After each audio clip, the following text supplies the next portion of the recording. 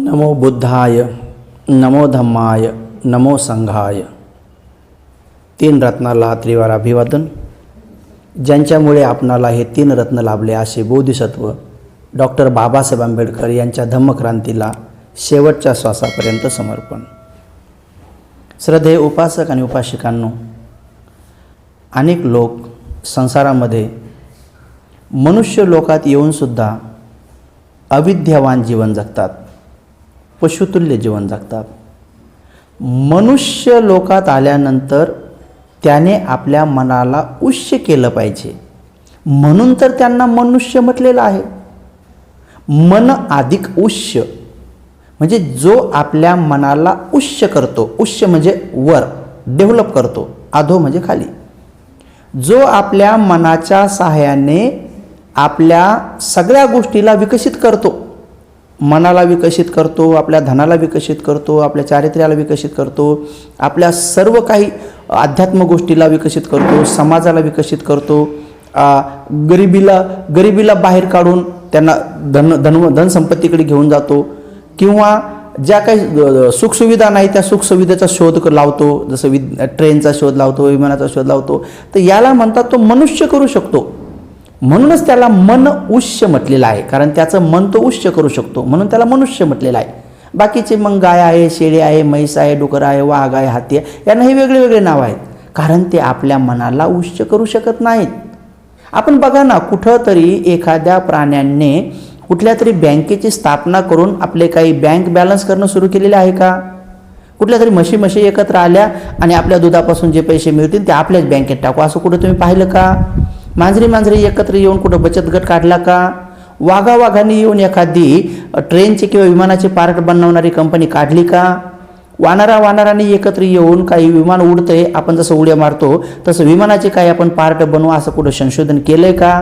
नाही। हे सगळे प्राणी फक्त तीन काम करतात, सकाळी उठल्यापासून संध्याकाळपर्यंत खात राहतात, चरत राहतात, संध्याकाळी झोपून जातात, आणि जेव्हा जेव्हा काही निसर्गाच्या नियमानुसार सीझन येईल तेव्हा तेव्हा अंडी देतात किंवा पिलांना जन्म देतात, याच्याशिवाय काहीही काम करत नाहीत। मनुष्य लोकात येऊन सुद्धा जर एखादा मनुष्य किंवा स्त्री पुरुष हेच काम करत असेल की दिवसभर खात राहील, संध्याकाळी झोपून जाईल आणि लग्न झाल्यानंतर मुलाबाळांना जन्म देईल आणि त्यांचे लग्न करून मग नंतर पुन्हा मरून जाईल, तर त्याच्यामध्ये आणि पशुमध्ये काय फरक आहे? म्हणून पशुसारखं जीवन जगू नका, मनुष्यासारखं जीवन जगा। आणि मनुष्यासारखं जीवन जगण्यासाठी, कुशल कर्म करण्यासाठी त्यांनी प्रतीत्त समुत्पाद सिद्धांताला समजून घेणं अत्यंत गरजेचं आहे। कारण आपल्या जीवनामध्ये जे जे काही दुःख येतात तर ते कोणीही आपल्याला ते दुःख पाठवत नाही, तर ते आपल्याकडून घडलेल्या नकळत अकुशल कर्माचा परिणाम असतो। आणि आपल्या जीवनामध्ये जेही सुख येतात तर ते आपण केलेल्या कुशल कर्माचा परिणाम असतो। म्हणून हे कोणी अज्ञात शक्ती किंवा कुठेतरी आकाशात इकडे तिकडे कोणी बसलेलं ईश्वर परमेश्वर हे करतो असं बिलकुल समजता कामा नये। हे सगळे कर्मविपाक आहे, हे सर्व कर्माने घडतं। आपलं वर्तमान जे आहे, आपण दिसायला सुंदर असेल तर हे आपल्या भूतकाळाच्या चांगल्या गोष्टीचा परिणाम आहे। आपण दिसायला जर सुंदर नसेल तर आपल्या भूतकाळातल्या अकुशल कर्माचा किंवा हातून घडलेल्या वाईट गोष्टीचा परिणाम आहे। आपण जर ज्ञानीविद्वान असेल तर हे आपल्या भूतकाळातल्या गोष्टीचाच वर्तमानात परिणाम आहे। जे काही आपण वर्तमानात आहोत तर ते सगळे आपल्या भूतकाळातल्या केलेल्या चांगल्या आणि वाईट कर्माचा परिणाम म्हणून वर्तमान आहे। पण वर्तमानामध्ये जर आपण चांगलं वागलो तर आपलं भविष्य सुधरू शकतं। म्हणून आपण आपल्या जीवनामध्ये जे घडतं ते सर्व पाठीमागच्या कर्माचाच परिणाम आहे असं जर म्हटलं तर त्याला शाश्वतवाद म्हणता येईल, त्याला आत्मवाद म्हणता येईल। तर भूतकाळातले कर्म हे आपल्याला 75% विपाक घेऊन येतात, पण वर्तमानामध्ये 25% प्रज्ञेची जोड लावा लागते, तेव्हा कधी आपलं भविष्य ठरतं। म्हणून वर्तमान सुद्धा फार महत्त्वाचं आहे। जरी भूतकाळाच्या काही वाईट गोष्टीमुळे जर दुःख आलं, पण वर्तमानामध्ये जर त्या दुःखाला साक्षी भावानं पाहण्याची प्रज्ञा असेल तर मात्र आपल्याला भविष्यामध्ये दुःख मिळणार नाही, त्याचा दुःखाचा परिणाम येणार नाही, आपण दुःख इथंच नष्ट केलं। पण भूतकाळामुळं जर आपल्याकडे काही चांगल्या गोष्टी आल्या आणि वर्तमानामध्ये जर प्रज्ञा नसेल आणि आपण जर त्या चांगल्या गोष्टीचा, धनसंपत्तीचा, सौंदर्याचा जर आपण वाईट मार्गाने त्याचा उपयोग केला तर आपलं भविष्य बिघडल्याशिवाय राहणार नाही। कारण दारू पिण्यात, पत्ता खेळण्यात, जुगार खेळण्यात, वाईट गोष्टीत पैसा घातला तर संपत्ती संपून जाईल, भविष्य आपलं उज्ज्वल राहणार नाही, मग आपल्याला भिकही मागण्याची वेळ होऊ शकते। आणि म्हणून आपण नेहमी ध्यानात ठेवलं पाहिजे की जरी वर्तमान आपले हे भूतकाळाचे संतान आहे, तरी भविष्य मात्र आपलं वर्तमानाचे संतान आहे. म्हणून वर्तमानामध्ये आपण खूप चांगलं जीवन जगण्याचं शिकलं पाहिजे. उदाहरणार्थ, समजा आपण शेतामध्ये गहू पेरायला गेलो, तर हे जे गहू आहेत आपल्याकडे आता, हे भूतकाळातल्या गव्हाचा परिणाम आहे. भूतकाळामध्ये जे गहू कोण लावले होते त्या गव्हाचं हे पीक आहे. हे आता वर्तमानात आहे, हे वर्तमान हा गहू आहे. पण जर हा गहू आपण पेरला, नांगरलं, वखरलं, पेरला, त्याला खत पाणी टाकलं, तर भविष्यात जास्त पटीनं गहू येईल. नाही तर हा गहू जर खाऊनच घेतला तर गहू संपून जातील. तर थोडा खाल्ला पण पाहिजे आणि थोडा पेरला पण पाहिजे, म्हणजे उपभोग पण घेतला पाहिजे. चांगल्या कर्माचं सुख पण उपभोगले पाहिजे, पण वर्तमानामध्ये सुद्धा नवीन पुण्य केले पाहिजे. तेव्हा आपलं भविष्य बदलन, भविष्य सुधरण, चांगलं होईल. वाईट कर्माचे परिणाम आल्यानंतर सजग राहिलं पाहिजे, म्हणजे थोडासा त्याचा दुष्परिणाम होईल, थोडं दुःख भोगावं लागेल. पण वर्तमानामध्ये सजग जर राहिलं तर ते दुःख कमी होऊन जाऊन नंतर आपल्या भविष्यात त्याचा परिणाम येणार नाही. म्हणून समान कर्म जरी झाले, पण एक मनुष्य धार्मिक आहे आणि एक अधार्मिक आहे, तर मात्र समान फळं येत नाहीत. एक माणसानं उपसत पालन केलेलं आहे आणि एकानं उपसत पालन केलेलं नाही आहे. दोघांचे सुद्धा वाईट कर्म आले, तर ज्याने उपसत पालन केलेलं आहे त्याच्या वाईट कर्माचा परिणाम आल्यानंतर देखील त्याला जास्त दुःख होणार नाही, जास्त परिणाम होणार नाही, कारण तो सजग आहे, उपसत पालन केलेलं आहे. आणि ज्याने उपसत पालन केलेलं नाही, वाईट कर्माचा परिणाम येईल, तो आणखी पश्चाताप करेल, आणखी व्याकुळ होईल आणि नवीन कर्म करेल आणि त्याचं भविष्यसुद्धा बिघडून जाईल की मला हे दुःख का आले, काहून आले. मग तो कर्मकांड करून लागन, नंतर मग तो अंधश्रद्धेत पडन, नंतर होऊ शकतो तो आहुती देईन किंवा एखादे कंदुरीकरण, म्हणजे आणखी पुन्हा ते वाईट कर्माकडे जाईल. म्हणून वर्तमान हा आपला प्रज्ञावान असला पाहिजे. उदाहरणार्थ, विमानामधून 2 व्यक्ती पडले. एका व्यक्तीच्या अंगामध्ये एअर जॅकेट आहे आणि दुसऱ्याच्या अंगामध्ये एअर जॅकेट नाही आहे. समान दोघांची कृती झाली, दोघं समान विमानातून पडले, पण मात्र दोघांची गती समान होणार नाही आहे. ज्याच्या अंगामध्ये एअर जॅकेट नाही आहे तो निश्चित स्वरूपामध्ये जिथे कुठं पडन तो एकदम चेंदामेंदा होऊन जाईल. जिथं समुद्रात जरी पडला तर तो डुबून जाईल. पण ज्याच्या अंगामध्ये एअर जॅकेट आहे तर तो कुठं जरी पडला तर तो तरंगून जाईल, सागरामध्ये सुद्धा, जमिनीवर सुद्धा तो असा दंदिशी पडणार नाही, चेंदामेंदा होणार नाही. तो झाडाला कुठेतरी लटकन किंवा कुठेही पडला तर, कारण एअर जॅकेट त्याला वाचवेन. तर जसं हे एअर जॅकेट असते तसं हे पुण्यकर्म असतात, कुशलकर्म असतात. म्हणून तुम्ही कुशलकर्मावर, पुण्यकर्मावर विश्वास ठेवा. मातापिताची सेवा करणे, पंचशील पालन करणे, दान धर्म करणे, हे कुशलकर्म आहेत.